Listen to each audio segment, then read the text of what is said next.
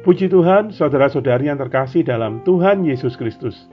Selamat berjumpa kembali dalam program Roti Hidup Mana Surgawi. Hari ini kita akan melanjutkan Bible Study kita dalam kitab Kejadian bagian ke-141 dengan tema Jendela, Pintu, dan Kayu Gofir.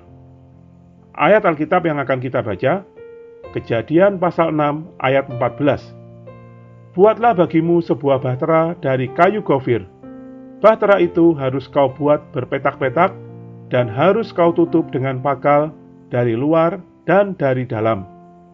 Kejadian pasal 6 ayat 16. Buatlah atap pada bahtera itu dan selesaikanlah bahtera itu sampai sehasta dari atas, dan pasanglah pintunya pada lambungnya. Buatlah bahtera itu bertingkat bawah, tengah, dan atas. Saudara-saudari, dalam Alkitab terjemahan King James disebutkan bahwa pada atap bahtera terdapat sebuah jendela yang menghadap ke langit. Itulah jendela di atap rumah. Dalam bahasa Ibrani, istilah jendela mempunyai akar kata yang sama dengan siang hari. Artinya, ketika kita di bawah jendela, kita berada pada siang hari, penuh dengan terang. Banyak orang Kristen yang sangat bergairah. Mereka sungguh-sungguh berapi-api, tetapi mereka tidak banyak ada di dalam terang. Hari ini, kita berada pada tingkat bahtera yang mana? Makin banyak terang kita, makinlah tinggi tingkat kita berada. Sebaliknya, makin sedikit terang kita, makin rendah tingkat kita berada. Dalam pembangunan Allah, hanya satu jendela, satu wahyu, dan satu visi. Bahtera hanya mempunyai sebuah pintu pada lambungnya. Dalam Kejadian pasal 6 ayat 16. Hanya ada satu pintu, satu jalan masuk ke dalam bahtera. Kita semua, termasuk semua rasul, masuk melalui satu pintu yang sama. Pintu ini ialah Kristus.